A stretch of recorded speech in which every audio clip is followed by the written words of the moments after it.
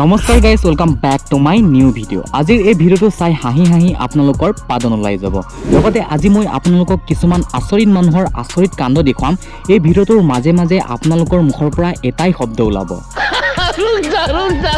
লগতে গাইজ এই ভিডিঅ'টোৰ লাষ্টৰ ফালে মই আপোনালোকক এনেকুৱা এটা প্ৰাণী দেখুৱাম যাৰ মাথাটো বান্দৰৰ নিচিনা আৰু শৰীৰটো কুকুৰাৰ নিচিনা। আচৰিত নহয়নে?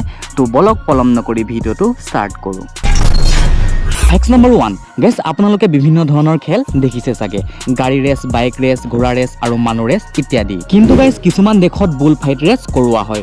বুল ফাইট ৰেচ মানে হৈছে ডাঙৰ শকত ষাঁড় গৰু এটা ফিল্ডত এৰি দিয়া হয় আৰু সেই ডাঙৰ ষাঁড় গৰুটোৱে খুন্দিয়াবলৈ আহিলে মানুহে গৰুটোৰ পৰা বাচিবলগীয়া হয় আৰু এইটোৱে হৈছে বুল ফাইট ৰেচৰ ৰোল। বাট গাইজ এই খেলটোত বহুত ৰিস্ক থাকে।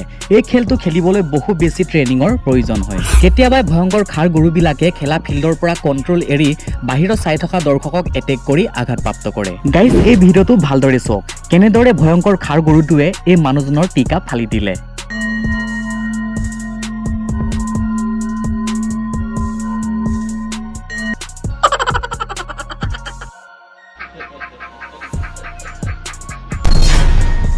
ফেক্ট নম্বৰ 2, গাইজ আপোনালোকে তেৰেনা মুভিখন চাইছে চাগে।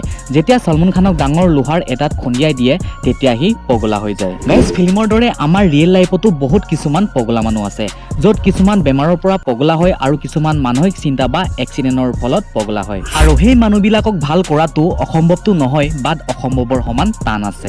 গাইজ কেতিয়াবাই আপোনাৰো মনত এটা প্ৰশ্ন আহে চাগে, যেন পগলা মানুহবোৰে তেওঁলোকৰ মনত কি অনুভৱ কৰে। ৱেল গাইজ, এজন মদাহী মানুহে মদ খোৱাৰ পাছত যিটো অনুভৱ কৰে, এজন পগলা মানুহে তাতোতকৈ 10 গুণ বেছি আনকণ্ট্ৰল অনুভৱ কৰে। সেইকাৰণে কেতিয়াও সুৰাপান কৰি গাড়ী চলাব নালাগে। বাৰু যি কি নহওক, ভিডিঅ'টো আগলৈ চাওঁচোন। গাইজ পগলা মানুহবোৰক ভাল চিকিৎসাৰ বাবে পাগলাপাতেক বা ভাল হস্পিটেললৈ প্ৰেৰণ কৰা হয়। কিন্তু গাইজ তেনেকুৱা হস্পিটেললৈ যদি আপোনালোকে কেতিয়াবা চাবলৈ যায় তেন্তে সাৱধান, নহ'লে আপোনাৰ লগতো এনেকুৱা হ'ব।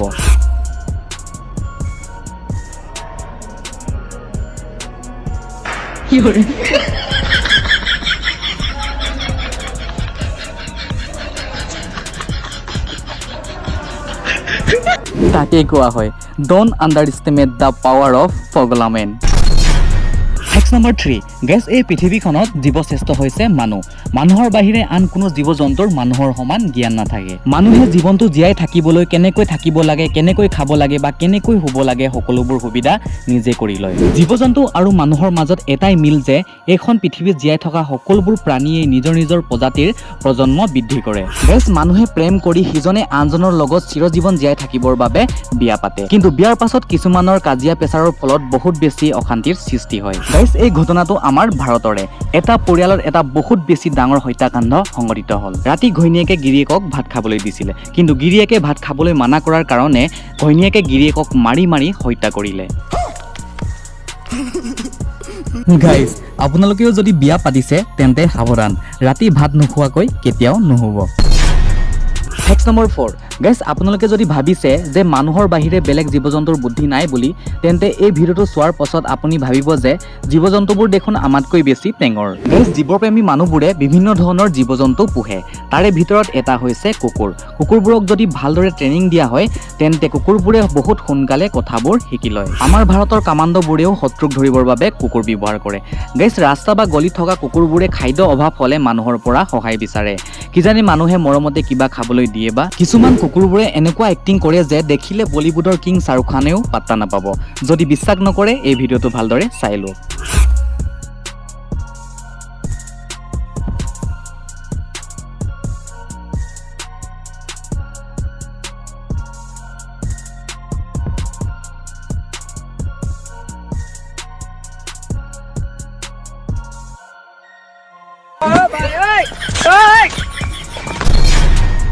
ফেক্ট নম্বৰ 5, গেছ এই পৃথিৱীখন বহুত ৰহস্যৰে ভৰা।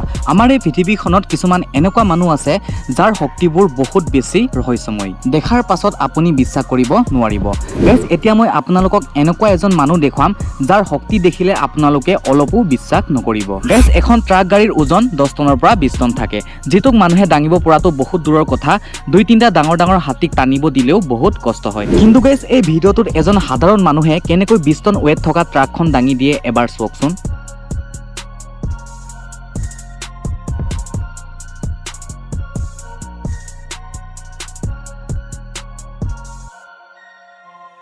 জানো গাইজ, আপোনালোকে দেখি বিশ্বাস কৰা নাই।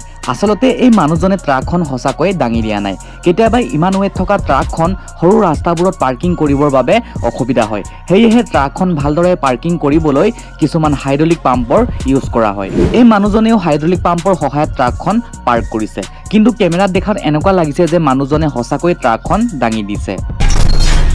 ফেক্ট নম্বৰ 6, গাইজ আপোনালোকে ভগৱানক বিশ্বাস কৰে নে নকৰে? যদি কৰে তেন্তে ঠিকেই, কিন্তু যদি নকৰে এই ভিডিঅ'টো চোৱাৰ পাছত আপুনিও ভগৱানক বিশ্বাস কৰিব। কেতিয়াবা আমাৰ সমাজত এনেকুৱা কিছুমান আচৰিত ধৰণৰ বস্তু ওলায় যিটোক দেখি এয়াই যেন ভগৱানৰ মহিমা বুলি ক'ব পাৰি। গাইজ আপোনালোকে বান্দৰ আৰু কুকুৰা দেখিছে চাগে। গাইজ আমি দেখা বান্দৰবোৰ এনেকুৱা আৰু কুকুৰাবোৰ এনেকুৱা, কিন্তু এই ভিডিঅ'টো ভালদৰে চাওক। ভিডিঅ'ত দেখা এই প্ৰাণীটো না বান্দৰ হয় না কুকুৰা হয়। ইয়াৰ শৰীৰটো কুকুৰাৰ হয় আৰু মাথাটো বান্দৰৰ হয়। গাইজ আপোনালোকে এই প্ৰাণীটোৰ বিষয়ে কি ভাবে কমেণ্টত নিশ্চয় জনাব। বাকী ভিডিঅ'টো লাষ্টলৈ চোৱাৰ বাবে ধন্যবাদ। এই ভিডিঅ'টো লাইক কৰিবৰ কাৰণে অকণো কনজুচ নকৰিব। লগতে এই ভিডিঅ'টো আপোনাৰ লগৰখিনিলৈ শ্বেয়াৰ কৰিব, যাতে তেওঁলোকেও গম পাওক যে আপুনি মোৰ চেনেলটোত কিমান যে ইণ্টাৰেষ্টিং ভিডিঅ' চায়। চ' বাই বাই।